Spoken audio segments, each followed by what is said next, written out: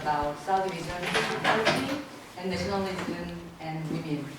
I didn't prepare PPT, but instead I'm going to read part by part. And my paper starts from 231 pages, so try to refer to the page if you have any questions or comments.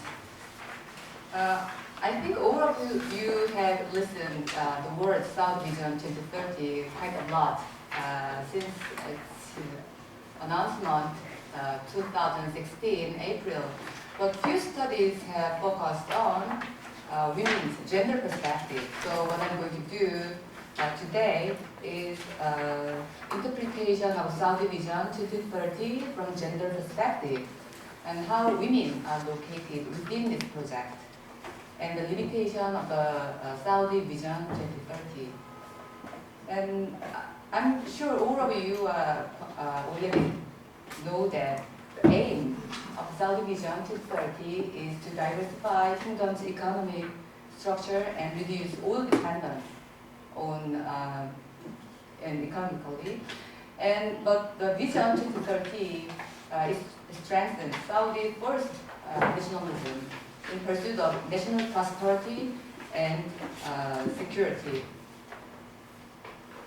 In the past, Saudi government, they focused on Wahhabism-based religious nationalism, but now, with the emergence of Saudi Vision, which promotes Saudi economic and social reform, they shifted from Wahhabism-based religious nationalism to Saudi first kind of secular nationalism. That is the point that I would like to argue today. And there are three perspectives or three implications, which is political and cultural, religious, and economic implications about Saudi Vision 2030.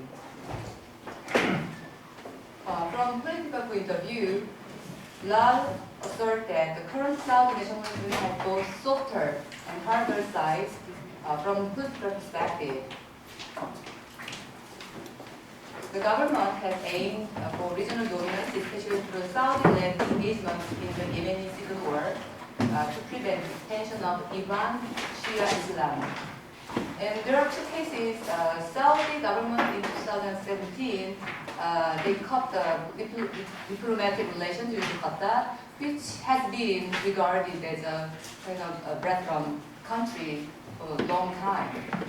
And there's another case that in the same year, 2017, Saudi also implied the establishment of Israel.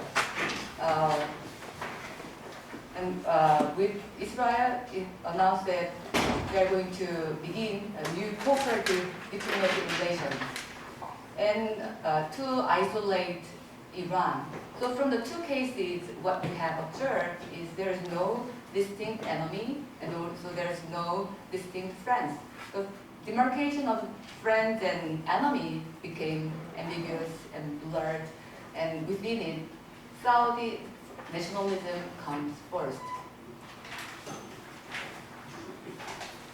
And also, Yemeni war, which Saudi Arabia started engaged since 2015, it also strengthened internal unity. This reflects an emphasis on Saudi national identity before Arab or Muslim identity.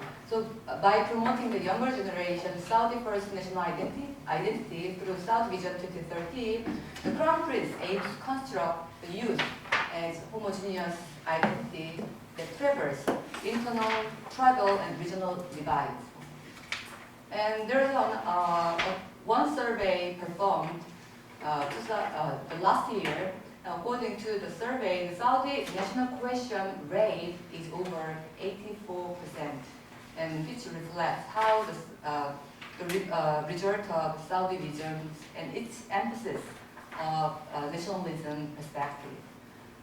And also by announcing Saudi vision moderate Islam's perspective or moderate Islam policy, Saudi was enabled to differentiate itself from Iran and identifying Iran as dangerous country and propagate violent, extreme version of Islam.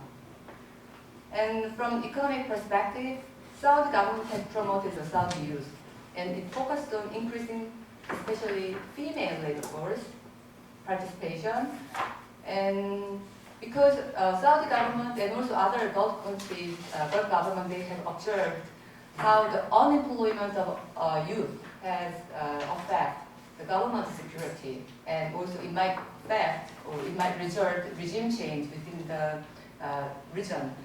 So Saudi government, they started to look at foreign workers as outsiders, and these are people who currently compose 38% of total population. And foreign workers are not only seen as hampering national integration, but also taking employment opportunity from the local people. So what Saudi government did was designation 12 private sector industry as Saudi-owned sector beginning in January 2018. Also, they started to levy family tax for the foreign workers from 2017. And it might cause the many expats to leave Saudi Arabia. And also extending women's workforce participation is meant to increase the country's economic prosperity and reduce the unemployment rate among the native Saudis as they move into positions vacated by expat workers. So there are new jobs created for the women.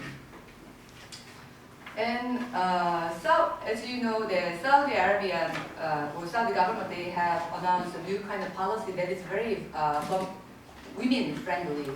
For instance, allowing driving for women that was started last year. And also last year, government, they announced release of abaya. So government said that women no longer necessary to wear the abaya as long as the female attire is decent and respectable.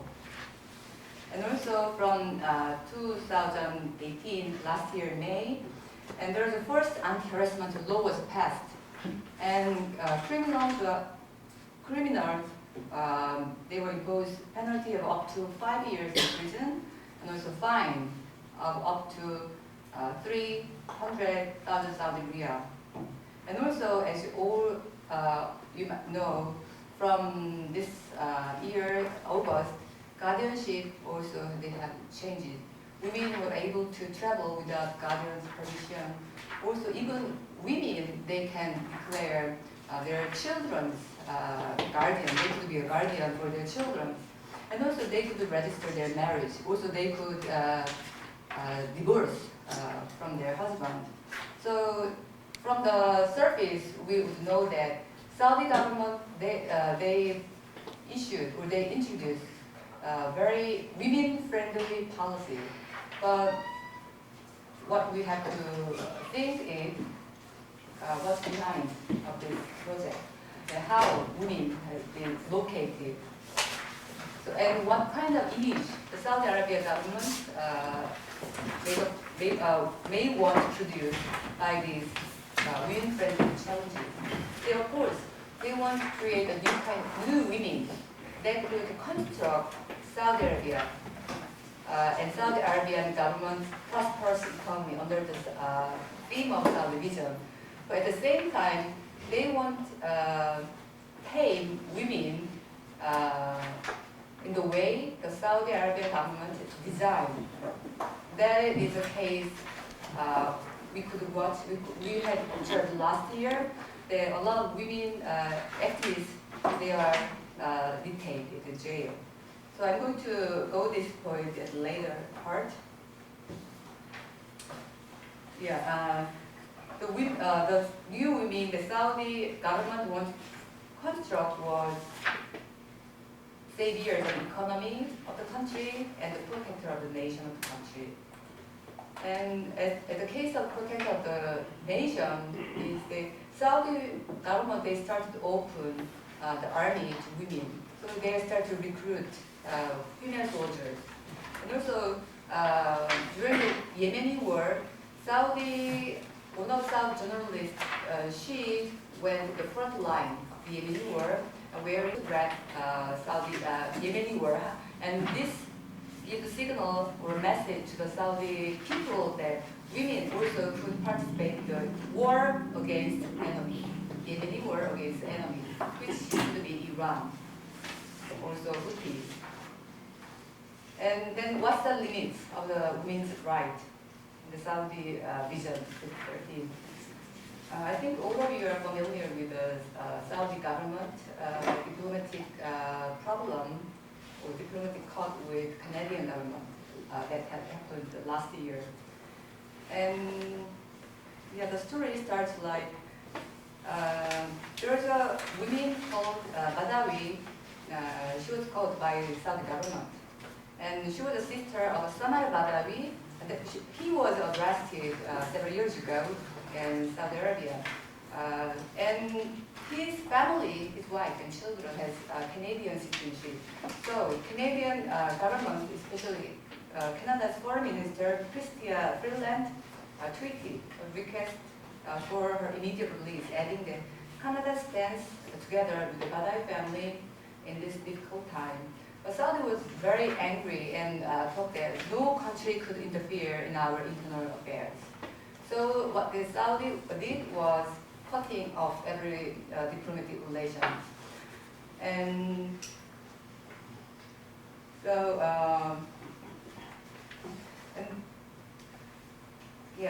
by cracking down on social movement within Saudi Arabia and saying that, and also saying that no country could interfere in our national affairs, he could send a message to Saudi people that there are limits to the new rights emerging under Saudi Vision 2030.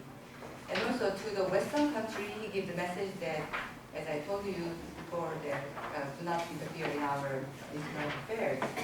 So from this incident, we could see the inheritance and limitation of Saudi Vision 2030. What the message implied was women's right is not that women could acquire. It is given from the country, given from the government. So it's not that women could achieve through their movement. So it's not the bottom up. So right and new kind of image could constructed only by the government or only the rulers. So I'm going to read the last page in the middle. So Saudi Arabia government reform policy aims to control and tame women. Women's rights seem to be permitted only with the boundaries demarcated by the government, with the message that these rights are not something women could gain through their own efforts, but privileges granted by the state top-down policy. But despite this limitation of Saudi government, Saudi reform on women's issues, it is undeniable that Saudi women will welcome and enjoy their new rights as well as it opens and expands their realm of activity. Saudi reform policy for women with the context of Saudi Vision 2030 and Saudi first nationalism will likely be continued, as the government will need women's support to maintain the young crown prince leadership as well as women's contribution in building the new nation. But there is also one thing that women might face in the future. If women do not maneuver between their traditional role and the new role constructed under Saudi Vision 2030, the reform may ultimately lead to worsening the position of Saudi women, as they will have added new burden, such as serving as an income earner in addition to their conventional role of a home manager, caregiver, and honor keeper. So this quite reflects Korean society.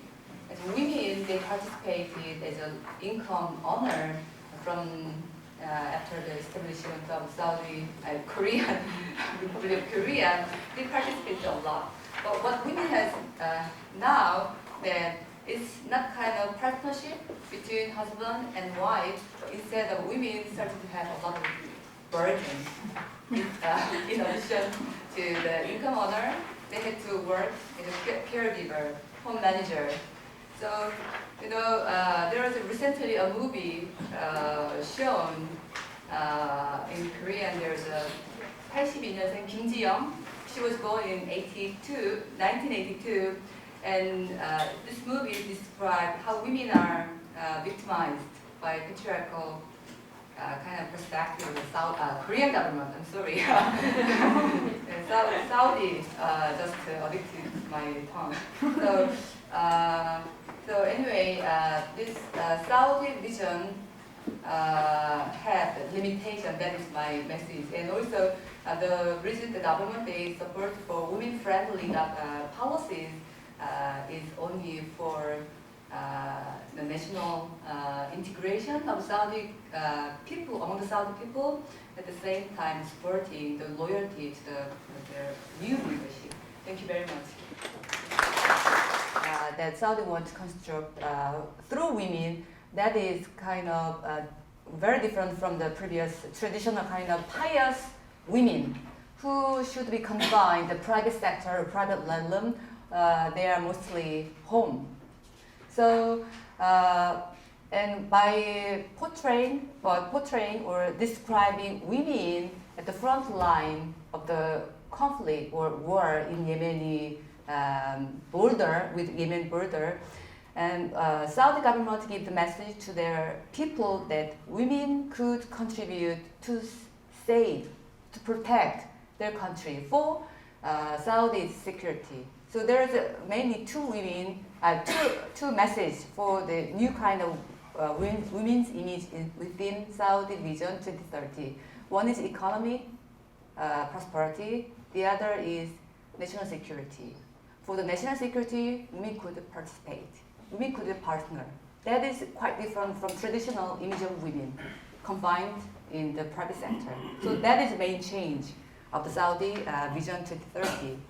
And as for the second question with regard to the background of women's activists, there are diverse backgrounds. Some women, they are educated within the local, and someone who has educated abroad, and someone who has a Harvey background, educated here and there. And so there are various backgrounds, but what Saudi government was tried to is, actually from the outsider's point of view, Saudi government, they are controlled by Wahhabism. But actually, I think that is the other opposite. Like Saudi government, they in a way controlled Wahhabism.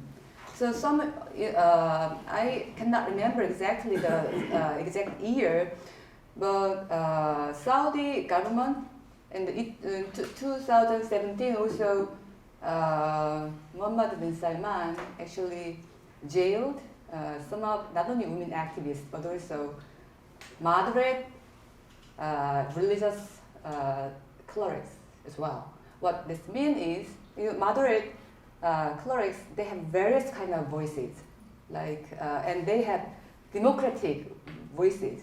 Some people, they support women's driving, right? Before Saudi government announced that okay, they're going to allow the drive right for the women.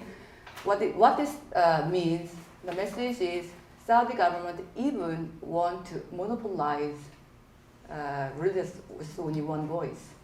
They do not want democratization of the religious kind of interpretation or voices. So that is same thing, the women as well. This project for women's activists just support government, do not make other voices. So actually I skipped one of a quotation, but I want to read it now. Tucker and Lewis stated, Saudi Arabia's detention of women activists reveal the narrow version of gender reform, criticizing it as state project designed and run with the interest of rulers in mind. what apparently does not want or feel it needs is an independent woman's voice of any kind. The state will decide on the character or pace of reform. The state will the sole spokesperson for reform. So they actually do not want a women's voice person. What they want is only government voice. Actually, this is a part of the publication was made September, 2 months ago. Someone told me that you would blocked to enter the Saudi Arabia because you criticize the government. And the third question is, wage gap, it exists anywhere. So I cannot say that that is specific for Saudi Arabia. So I'm going to skip this question. For the plan, I'm not quite sure if they have plan. What they want is they want to replace what they want through women's economic participation as a labor force is replacing foreign expats. So I'm not quite sure if Saudi government have a program or project for the women's future, like for raising CEOs for the company. What I think at the moment, this time that they just want replacing foreign workers by their local people. And as for the moderate Islam, introducing moderate Islam in a very strict Wahhabism-based cultural environment. Yes, I read very interesting newspaper recently, and Saudi people, what they now experience after the new reform policy was cultural anomie. So they don't know what is right, what is wrong, because the government, they release and introduce social reform policy. Young people, they want to enjoy it. But there is a strict social cultural code still exists. Some people, they actually blame. So what the young people, they face is cultural anomie, social anomie at the moment. So actually, I read a very interesting newspaper that in Saudi government, I'm not quite sure which province it is, but there's a halal nightclub introduced in Saudi Arabia. The young people, they mingle together, dance together, not allowed, of course, drinking alcohol. But anyway, this halal nightclub was disappeared just closed next day after they opened. Just one day, halal nightclub was there. So thank you very much. Can I finish now? Thank you very much. I guess what I'm curious about is the feasibility and maybe longevity of this kind of vision when you consider, as you quite rightly pointed out, that Saudi's not really looking for genuine feminist-orientated reform. They're actually just looking to, fill some jobs and, push them into kind of economic prosperity. It's a very, very different thing. So what happens, it's not a question you can answer in definites, but just from your expertise and your reflections, what do you think happens in a couple of years' time when these Saudi ladies are now embedded in their jobs and, maybe they want to participate more, or maybe they don't want the age restrictions that I think that have come with some of the policies in place, right? So I'm just wondering, is it feasible? So I talked the movie Kim Ji-young, and it kind of answer for the Saudi future.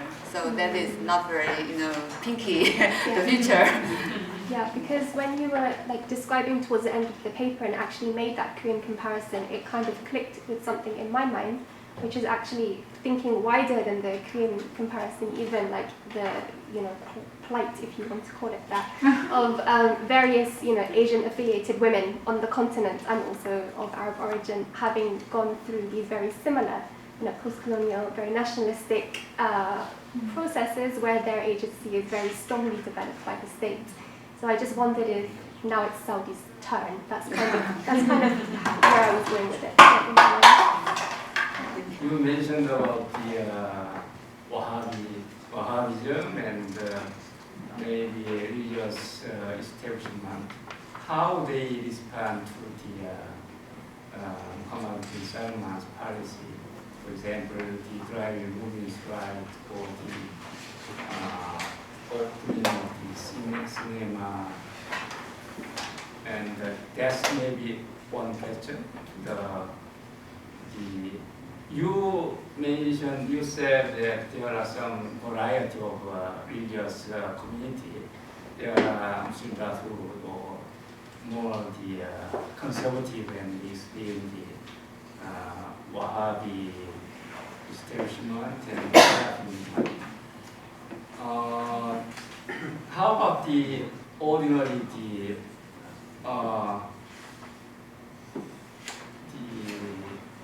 maybe moderate the elite of Saudi Arabia, for example, how about the response of within the royal family members? Of course, there are some the very liberal princes, but still there are conservative groups too. So I have these two questions. Thank you very much, Professor. As for the second question, I think I'm not the right person to answer the question because that is quite related to politics, and I didn't study about it. But I have as I mentioned, there are diverse voices within Saudi Arabia, but that's not these voices are not diversity among the people, but also elite people as well. So they have different ideas, different opinions. And also, there are different opinions within the religious circles as well. So with the first question, I think the crackdown 2017 made people keep shout. So if they want to speak something, they would have there's something to speak out. But this crackdown made people to keep silent. That's my answer.